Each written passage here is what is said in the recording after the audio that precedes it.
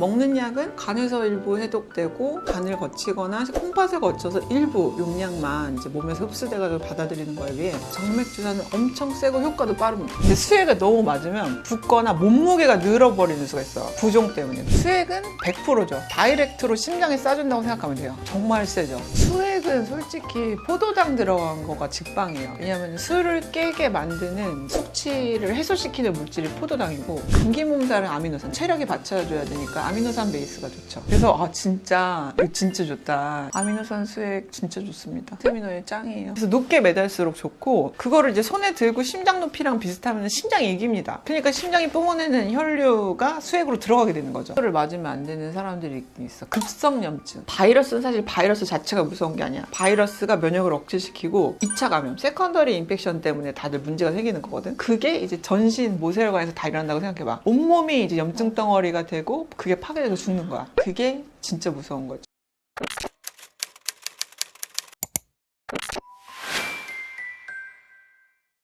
안녕하세요. 당신의 리즈쇼를 돌려드리는 마이리즈 스토리입니다. 오늘의 주제는 수액에 대해서 말씀을 드려보려고 해요. 할 얘기가 사실 진짜 많은데, 사실 수액이 저희 병원에서도 꽤 중요하기 때문에 직원들을 뽑을 때도 수액을 놓을 수 있느냐 없느냐가 되게 큰 마지노선이 되기는 해요. 수액이라는 게 왜 중요하냐면, 일단 심장을 중심으로 동맥혈이랑 정맥혈이라는 게 있죠. 심장에서 바로 뿜어져 나가는 게 동맥혈이고, 정맥은 이제 심장으로 들어가는 피예요. 근데 이제 보통 우리가 수액은 정맥혈에다 놓습니다. 그 이유는 뭐냐면, 우리가 정맥 주사 제제를 혈관에다 놓고 나면은 걔가 결국 타고 들어가서 심장으로 들어가요. 그래서 심장에서 동맥을 타고 전신 모세혈관까지 뿜어주면서 전신 구석구석까지 약효가 뻗치기 때문이에요. 엄청 효과적이죠. 심장이 뛰는 한 정맥 주사가 들어가면은 그걸 그대로 심장이 펌프질해서 전신 모세혈관까지 구석구석 보내주신다고 생각하면 돼요. 그러니까 엄청 세죠. 먹는 약은 간에서 일부 해독되고 간을 거치거나 콩팥을 거쳐서 일부 용량만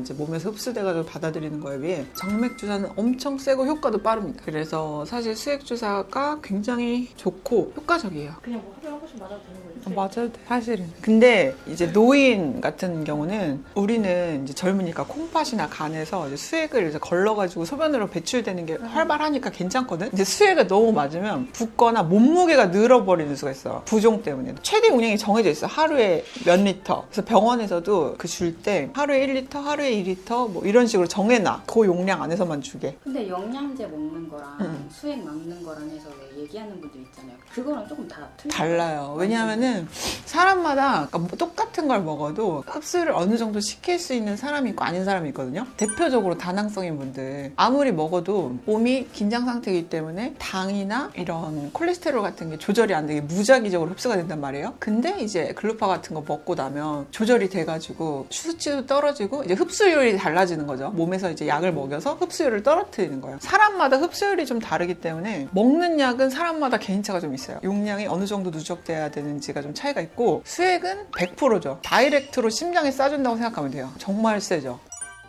수액은 솔직히 포도당 들어간 거가 직방이에요. 왜냐하면 술을 깨게 만드는 숙취를 해소시키는 물질이 포도당이고, 다음날 엄청 배고프잖아요, 술 먹으면. 그게 포도당을 몸이 땡기기 때문이거든요. 그래서 포도당이 들어간 생리식염수로 몸을 헹궈주면 엄청 빨리 깨고, 그래서 사실 숙취 케어에는 포도당이 베이스가 맞고, 감기 몸살은 아미노산, 체력이 받쳐줘야 되니까 아미노산 베이스가 좋죠. 포도당도 괜찮은데 아미노산이 더 좋은 것 같아요. 제가 어떤 적이 있었냐면, 감기 비슷하게 걸렸을 때 아침에 면역 케어 받고 점심에 세포재생 케어 받고 살아난 적이 있어요. 그래서 진짜 이거 진짜 좋다, 정말 우리 수액 좋구나 이렇게 느꼈던 적이 있거든요. 아미노산 수액 진짜 좋습니다. 비타민오일 짱이에요.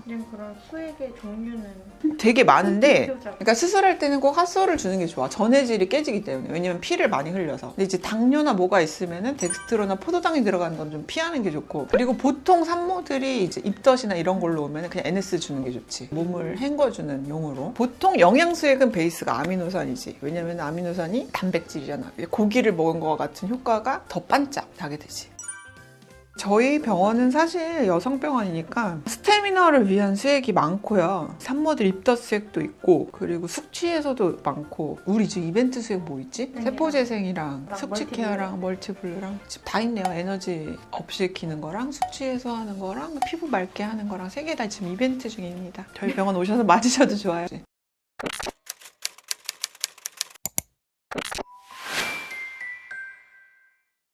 수액은 정맥혈에다 놓습니다. 그 이유는 뭐냐면 우리가 정맥 주사 제제를 혈관에다 놓고 나면은 걔가 결국 타고 들어가서 심장으로 들어가요. 그래서 심장에서 동맥을 타고 전신 모세혈관까지 뿜어주면서 전신 구석구석까지 약효가 뻗치기 때문이에요. 엄청 효과적이죠. 심장이 뛰는 한 정맥 주사가 들어가면은 그걸 그대로 심장이 펌프질해서 전신 모세혈관까지 구석구석 보내주신다고 생각하면 돼요. 그러니까 엄청 세죠.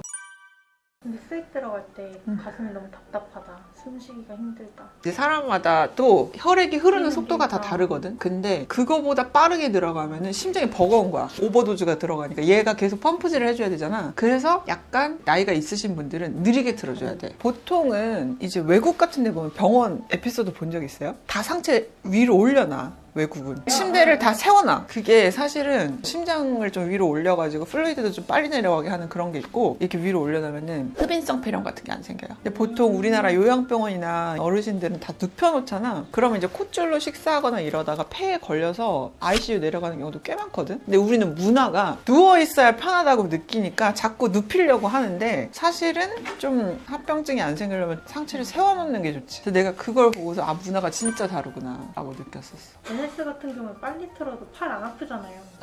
근데 아미노산은 빨리 틀면 팔 아파요. 아미노산은 분자량이 두꺼워서 혈관을 들어갈 때 아픈 게 있는데, NS는 체액이랑 제일 비슷한 성분이라고 보면 돼. 그러니까 이제 좀 빨리 틀어도 무리가 없는데, 아미노산은 어쨌든 건더기가 들어가는 거니까 좀 통증이 있을 수 있지. 근데 이제 수액을 다 맞고 나서 이제 들어갈 게 없으면 피가 나오잖아요. 그거는 왜 그렇게 나오는 거예요? 삼투압이라는 게 있는데, 틀어놓고 위에다 올려놓는 이유가 뭐야? 중력의 힘으로 그 액체가 내려오면서 그 힘으로 들어가는 거거든? 그게 없어지면은 내 몸에서 심장이 뽑아내는 압력이 이기는 거지. 그래서 이렇게 역류하는 거야. 그래서 잠가야 돼. 들고 화장실 가시는 분들도 있잖아요. 그러면 이제 역류하지. 피가 역류하니까 이거 잘못된 거 아니냐 하시는 분들이 꽤 계시거든요. 아, 그거는 저도 사실 수액 맞으면서 화장실 자주 가는데, 수액을 들고 가다 보면은 이제 내 심장보다 이제 수액이 낮아지잖아요. 그럼 보통 수액의 원리가 중력의 힘으로 그 액체를 심장의 압력을 이겨내도록 하면서 들어가게 하는 거예요. 그래서 높게 매달수록 좋고, 그거를 이제 손에 들고 심장 높이랑 비슷하면 심장이 이깁니다. 그러니까 심장이 뿜어내는 혈류가 수액으로 들어가게 되는 거죠. 근데 사실은 거기가 막힌 공간이고 오염되지 않은 공간이기 때문에 그 피가 사실 들어가도 큰 문제는 없어요. 전혀 그 정도 문제 없습니다. 걱정하지 마세요. 면역 수액을 맞으면 안 되시는 분들도 계시나요? 를 맞으면 안 되는 사람들이 있긴 있어. 급성염증. 코로나나 사스나 새로운 바이러스가 나타나면 젊은 층이 많이 죽냐면, 바이러스는 사실 바이러스 자체가 무서운 게 아니야. 바이러스가 면역을 억제시키고 2차 감염, 세컨더리 인펙션 때문에 다들 문제가 생기는 거거든. 근데 대부분 이제 기관지염이나 폐렴이 많이 생기고 인후두염 같은 게 많이 생기는데, 바이러스가 면역을 약화시키기 때문에 무서운 거거든. 근데 젊은 분들 같은 경우는 면역이 오히려 나를 보호하려고 면역세포가 너무 많이 증식해가지고 바이러스만 죽이는 게 아니라 멀쩡한 세포들도 막 죽이는 반응이 일어나. 그걸 사이토카인 스톰이라 그러거든. 그게 이제 전신 모세혈관에서 다 일어난다고 생각해봐. 온몸이 이제 염증 덩어리가 되고 그게 파괴돼서 죽는 거야. 그게 진짜 무서운 거지. 면역주사는 특히 급성염증으로 너무 심하게 항생제를 뭐 IV로 맞아야 되거나 이런 사람들은 좀 피해야 돼. 급성염증 있을 때. 근데 아미노산은 괜찮아. 염증 있을 때 맞아도 돼.